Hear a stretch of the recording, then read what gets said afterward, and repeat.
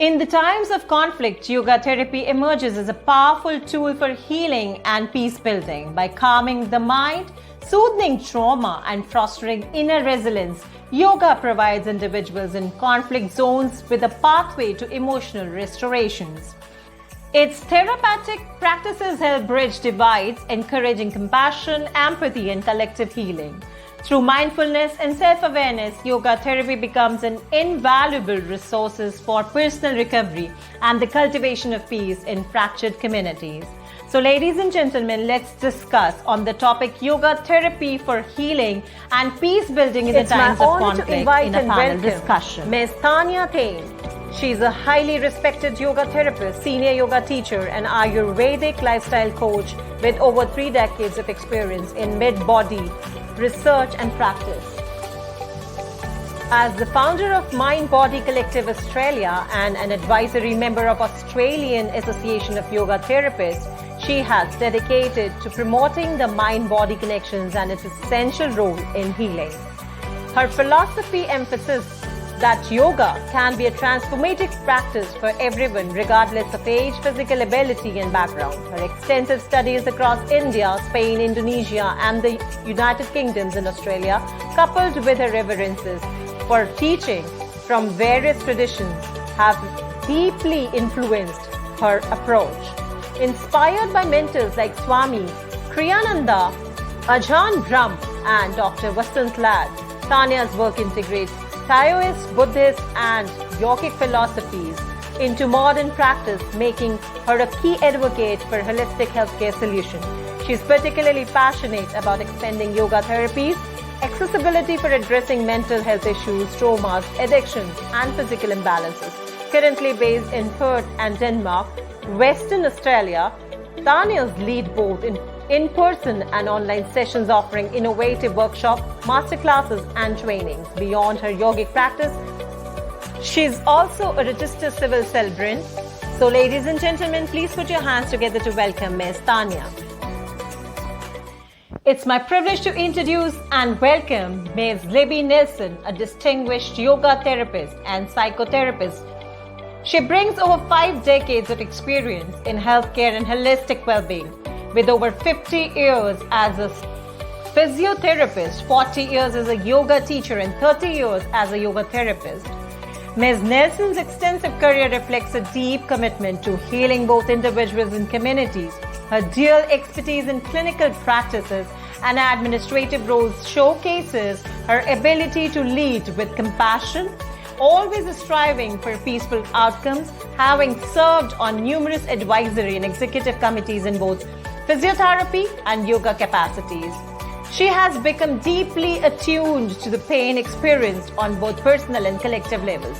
Raised by a seeker and influenced by figures like Gandhi and Bertrand Russell, her worldview has been shaped by a commitment to non-violence and the pursuit of peace.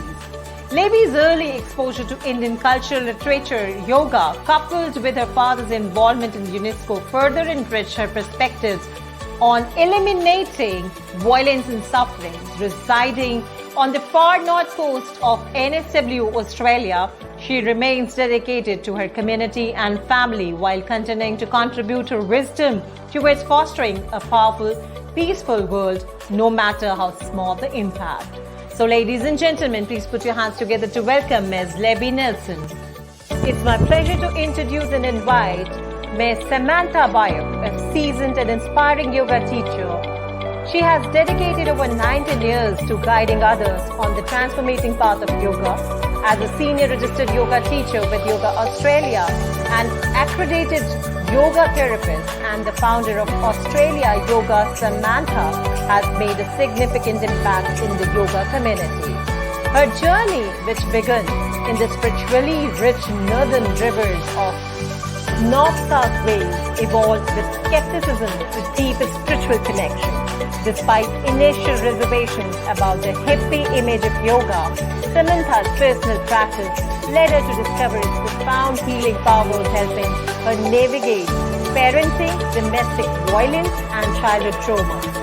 Throughout her career, she has empowered countless students with witnessing firsthand the healing and transformation that yoga can bring.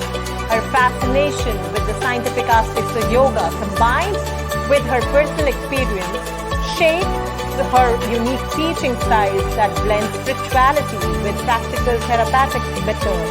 As a meditation teacher, yoga life coach, and rapid result coach, she continues to inspire others to peel away layers of suffering and embrace inner peace. Her story is a testament to the power of yoga as a tool for professional growth and healing, making her a beloved and respected figure in the wellness community. So ladies and gentlemen, please put your hands together to welcome Ms. Samantha Biok.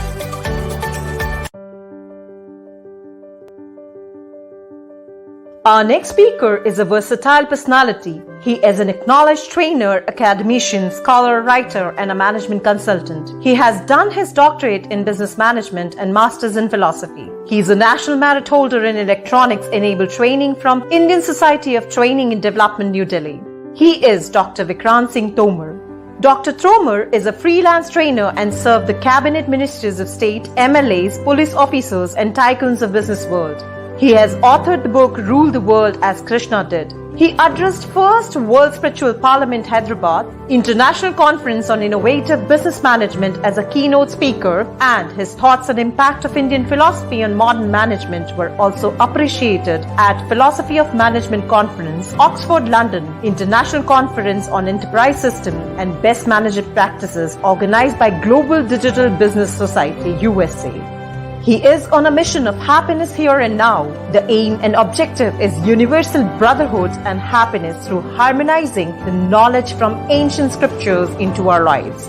His message throughout has long been that you can think of happiness or even catch happiness for a while, but you can never buy happiness. Many have found themselves spiritually elevated because of his teachings on Bhagavad Gita, Vedanta, etc. So without further ado, it's my pleasure to welcome Dr. Vikrant Singh Tomar.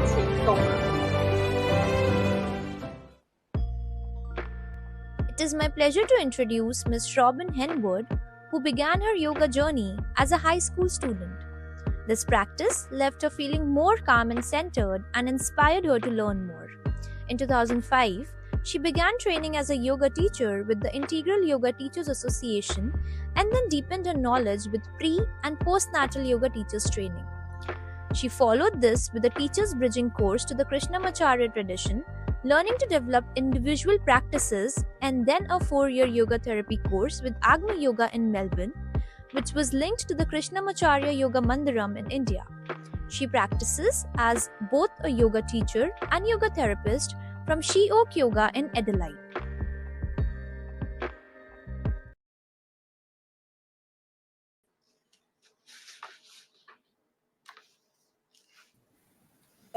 Hi. Just like to welcome everybody and make sure you've got your microphones on to start. Wow, that's been a wonderful 3 talkers that we've had already this morning. As you've heard from them, yoga therapy has an individual and non-prescriptive approach to people when they come with their issues of conflict in their personal life. There are a myriad of causes, but yoga therapy works on the principle of Yoga Sutra 216, which Jill has already touched on, Hayam Dukkam Anagatam. Suffering that has not yet occurred must be avoided. Franz Moore's commentary says this: the goal of yoga is not only to avoid sorrows by releasing ourselves from them, but also avoiding the creation of new ones. Preparation is necessary to lessen the impact of unavoidable difficulty. Through reflection, svadhyaya, we also understand the roots and meaning of the suffering. Misfortune can teach us a lot. We should anticipate, avoid the miseries we have not yet caused, and act with clarity so we don't create any additional problems. It's with this in mind that I'm going to ask the questions. Originally, I thought I only had yoga therapists, so my apologies, Dr. Vikrant, if I word it like that. Some of you are practicing yoga therapists in Australia and also teach yoga classes. Could you tell the main difference in the two so that people know what to expect when they're seeing a yoga therapist in dealing with their conflict and search for peace? I'll ask Tanaya to start this off, please. Good afternoon, everyone. So the key distinction between yoga therapy and a yoga class really lies in the personalisation of the practice. Yoga therapy offers an immersive one-to-one approach between the therapist and the student, a relationship that's long been central to the yogic tradition. Sadly, amidst the commodification of yoga in today's landscape, we've often lost sight of this personal connection between teacher and student in lieu of getting more heads through the door. So before I ventured into yoga therapy, I spent several years teaching to large classes, sometimes with as many as 50 participants, and I still teach classes like this today. But the reality is that there's no one-size-fits-all class for a group that size. While some may thrive in a class format, others, with their unique physiology, life circumstances, etc., may not find exactly what they need. So in a class setting, participants can certainly gain valuable insights, and indeed there can be that beautiful sense of Sangha, but they miss out on the tailored one-to-one support that yoga therapy really provides. So in yoga therapy, the emphasis is on understanding the whole individual through a thorough consultation and assessment process. We not only explore the physical aspects, but we also take time to delve into the deeper dimensions of being by using frameworks like Panchamaya Kosha, the 5 layers of our being that Sarah and Jill touched upon before, where we can explore up close and personal the connections between the physical body, the breath dimension, the emotions, and the patterns of the mind. Thank you very much, Tanaya. That's a wonderful extension of what we've already had with the 3 speakers. I'm going to move now to Samantha, if she would like to continue with her view on yoga therapy and yoga. Hi, and thank you. Yes, for me, the 2 main differences that stand out between a yoga class and a yoga therapy session is Sangha and a crisis or conflict. I live in the outer areas of Sydney, Australia, where yoga has been quite foreign up until the last few years. And unlike the inner city classes where people often arrive at the studio and quietly settle themselves into a child pose, a meditative pose, or a shavasana until the class commences, in my studio, they would be chattering away, a lot of chatting, revealing a real need for conversation, connection, and belonging, strong aspects of Sangha.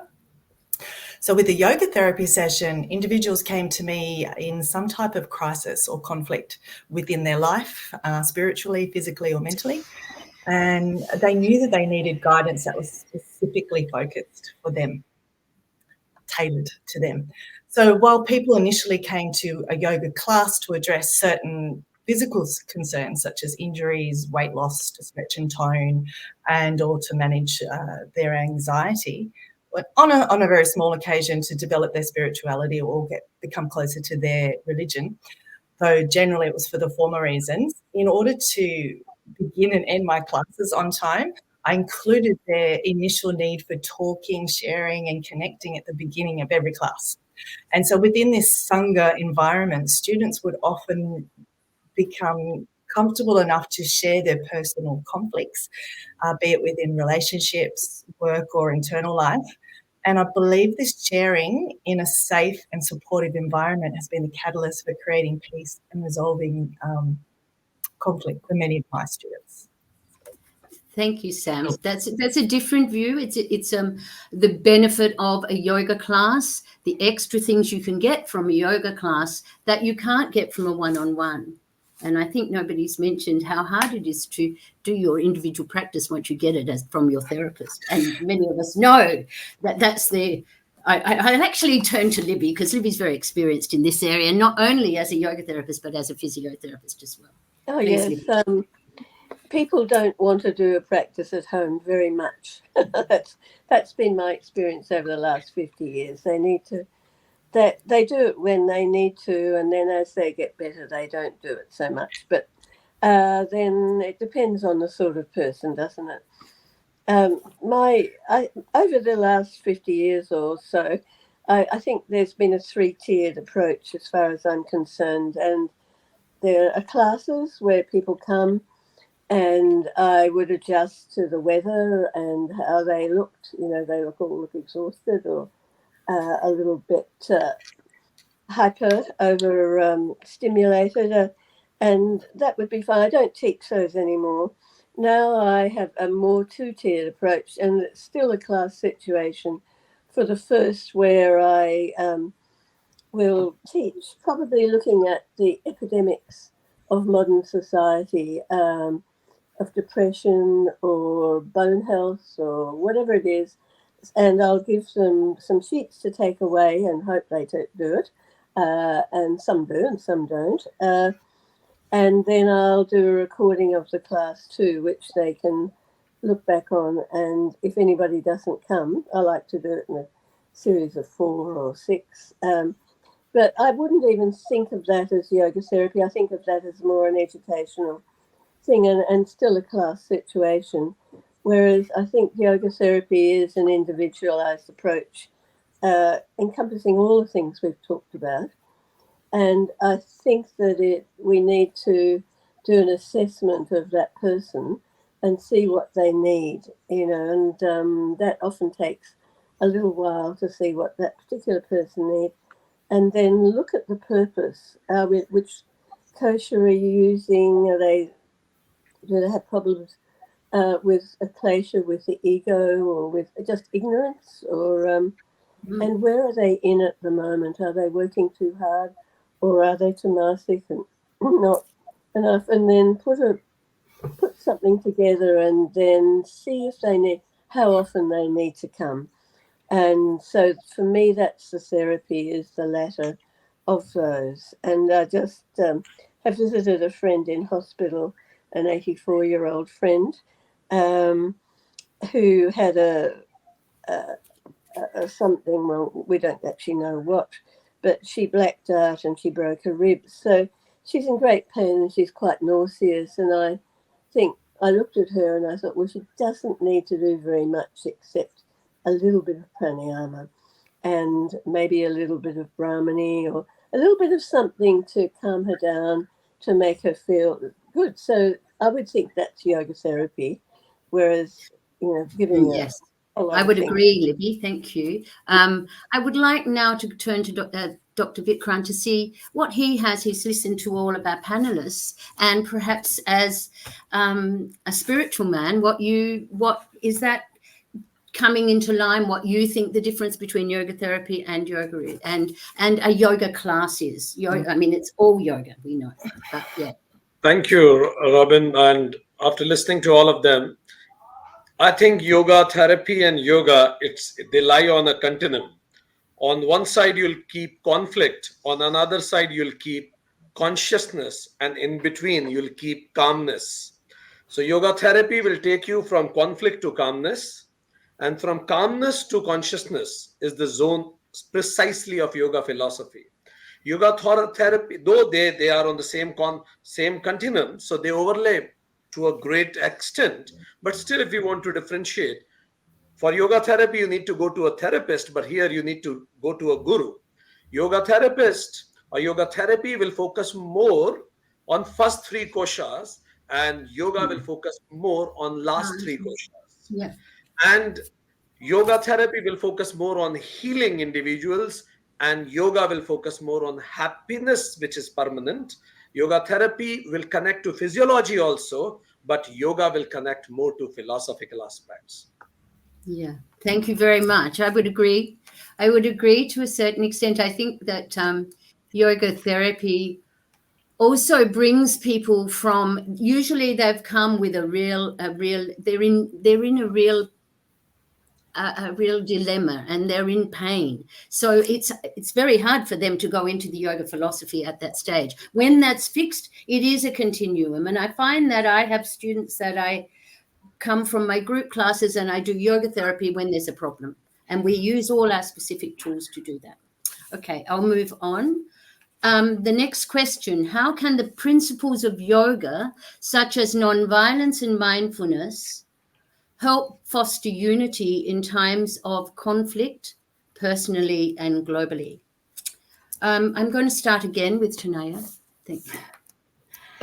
So in regards to mindfulness, I've never really been a huge fan of that word. To me, it conjures images of a really full mind, and being an excess vata with a lot of air and ether, my mind is always full. So I want to empty it. And interestingly, 70% or so of the clients that I work with are excess vata types, all with very full, overactive minds. I think this is a huge part of the problem, particularly in times of conflict. With a full mind, there's no time to see or hear anything outside of our own experience. We really lose our ability to listen and to see outside of our own tunnel vision views, and we lose sight of how we can truly be of service in the world, as when we're too entangled in this sense of I. So I much prefer the word kindfulness, which is a word that I learned from a very special Buddhist monk by the name of Ajahn Brahm, who we're very lucky to have living right here in my neighbourhood in Perth, Western Australia. He even wrote a book about kindfulness, which I highly recommend.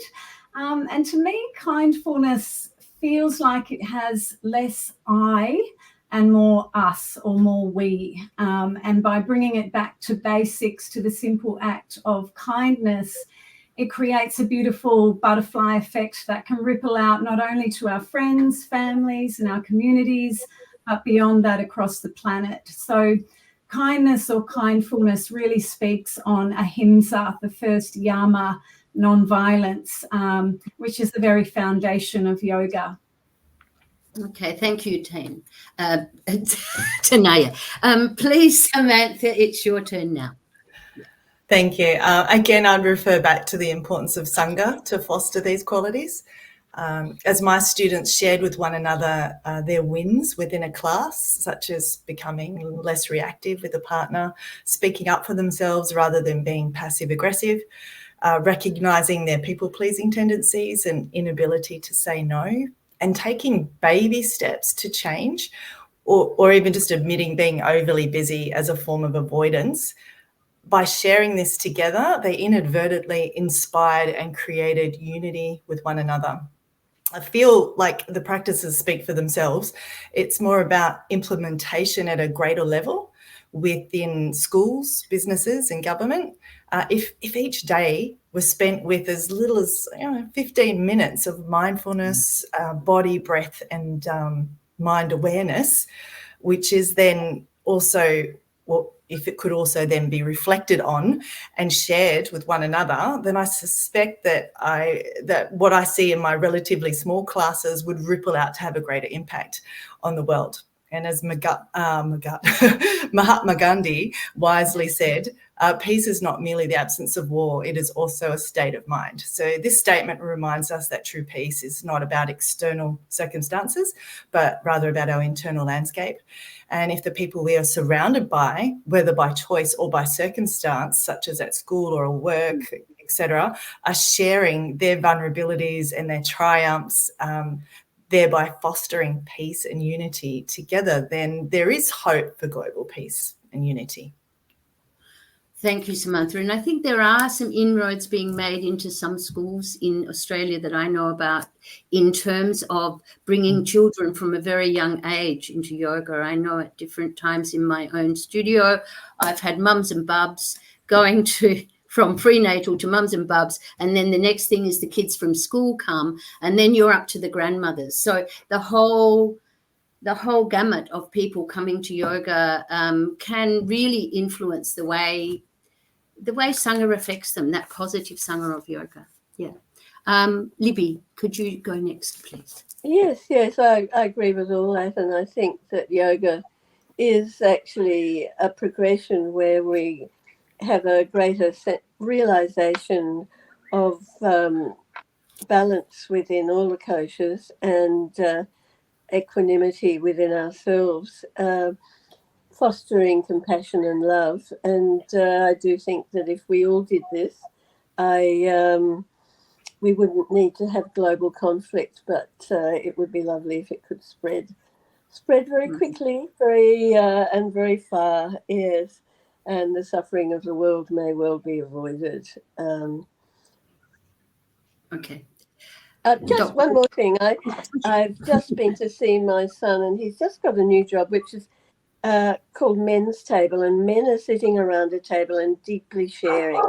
I think we need to do that. Yes. Yeah. Women tend to do that fairly easily, and it's very difficult. I had a friend yesterday who his wife was my mentor, and he said since she's died, he's found it so difficult. And he said, you talk to anyone. And I think women generally communicate. And he said, it's so hard to connect at 72 when his wife has died. So I think you're right. I think Men's Table is a fabulous idea, isn't it? It's a wonderful idea. Dr. Vikrant, would you like to comment? Yes, I'll say that for me, mindfulness is being aware of your thought, speech, and actions. Whether are they taking us towards the goal of permanent peace or not, permanent peace or happiness. Like as a tool, Vivek and Vairagya. Vivek is knowing what is higher and what is lower, and Vairagya is leaving the lower and embracing the higher. It is awareness. Second is Pratipaksha Bhavana, identifying what thoughts I'm finding and they are negative, then creating counter thoughts. Third is Prati Prasava. We know that evolution has made us more conscious for survival and reproduction, but we can counter that evolution because there are greater purposes in life. All these Swadhyaya, know what are your triggers in life and start working on those. What triggers you? Dharna or even yamas and niyamas, all these are the methods we can adopt to be aware about our thought, speech, and action. My every action, when it will take me towards my goal of life, certainly I will reach to my highest purushartha called moksha. Thank you. Very wise. And I know from what I know, people are going to say that will reverberate back in a minute. The next one, what role does yoga therapy play in developing mental resilience and peace within individuals? This time I'd like to start with Samantha. Thank you. Wasn't expecting that. All right. So personally, I don't feel it's just yoga therapy, but I guess true yoga that develops mental resilience and peace with individuals. And by true yoga, for me, I mean not just attending a yoga class or a yoga therapy session once a week. I feel there has to be a deep desire or need for change that requires a type of devotion to the self, and discipline is required. For myself, my samskaras or karma or reasons for being in this human body saw me born into a life of trauma that repeated itself in many relationships in my life. And through my personal practice of yoga, I began to develop not only mental resilience, but I came to understand my role as a victim in these relationships, and that it was up to me, to quote Gandhi again, be the change you wish to see in the world. In my case, in a relationship, this work has been some of the most satisfying and transformational work that has personally seen me break generational cycles of abuse. I would like to add that maintaining discipline is on its own, just through pure discipline is quite tough. And failing at your own discipline can lead to like a further spiral into suffering. So in order to succeed in developing mental resilience and inner peace, I feel it's imperative to have access to the teachings of yoga and support like Sangha or Men's Shed or men, I think there was a different name for that one, so that change doesn't rest on the individual, but rather on the collective. Okay, thank you, Samantha. That's wonderful. And it made me think of Vinyasa Krama and doing the small steps and establishing it. So often we want to change so many things, and I'll do everything to change. But actually, small steps are often far more impressive. And spiritual reading is perhaps one of the best things to support that for many of us. Right. Libby, I'll go to you next. I'm just going to mix it up a bit this time. All right. Yes, well, I would agree. And I think for me, yoga has been the most amazing base, and I see it in others too, to move from and to support me in my health. You know, I'm over 80 now and I'm feeling quite good, touch wood. And it enables my ability to communicate and to love more deeply and to express that and to, I hope, be more compassionate than I was before. So I think that it enhances health, love, compassion, and the ability to do things, to carry out those things in life. Thanks, Lib. That's lovely. I love yes, it's very important. You know, Jessica Chara always talked about you could do something with your head, but it had to come through the heart. And I think all of our yoga practice has to end and start with the heart. Thank you. Now, who have I missed? Tanaya. I'm doing it again. Sorry. I love her last name more than her first name. Tanaya, please. So I want to speak on a sutra that Dr. Vikrant mentioned that's really been quite transformative to me, but also Robyn, both yourself and Jill mentioned Yoga Sutra 216, pain that has not yet come is avoidable. And this sutra really set the groundwork for the sutra Dr. Vikrant mentioned, Pratipaksha Bhavanam, which has copped a bit of flack over recent years, perhaps for its misunderstanding or at least its differing interpretations to how I see this sutra.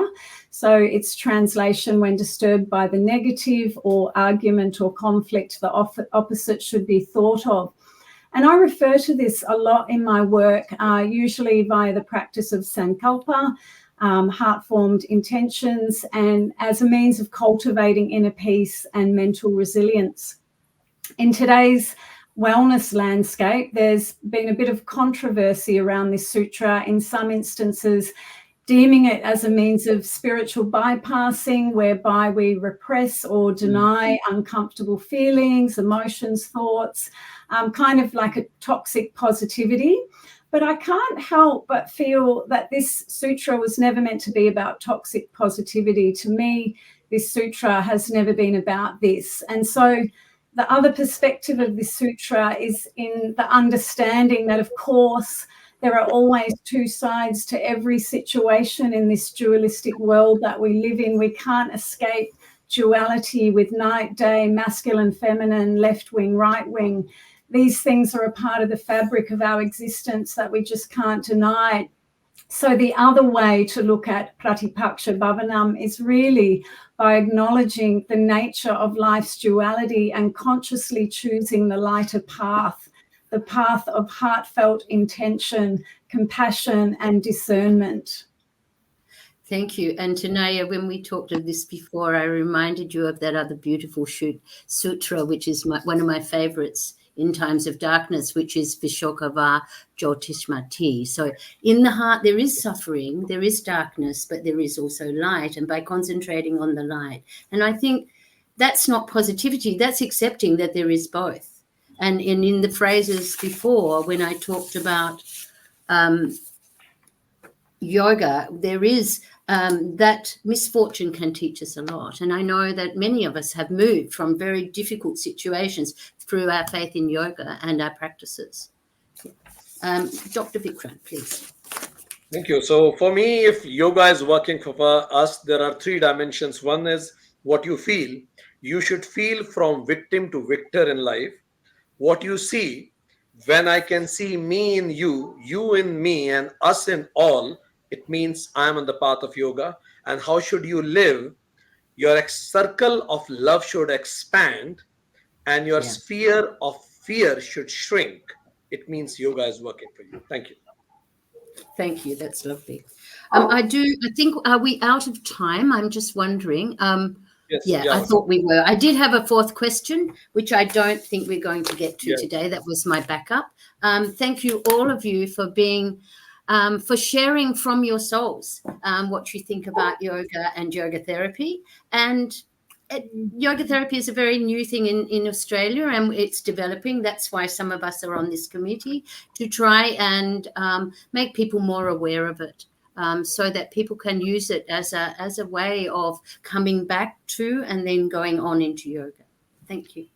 You were really great, Robyn. I'm really impressed the way you did it. Oh, My thank you. salutations. Well, I was a bit scared because you've been doing all the sessions and you're very experienced. So You I did did watch phenomenally it.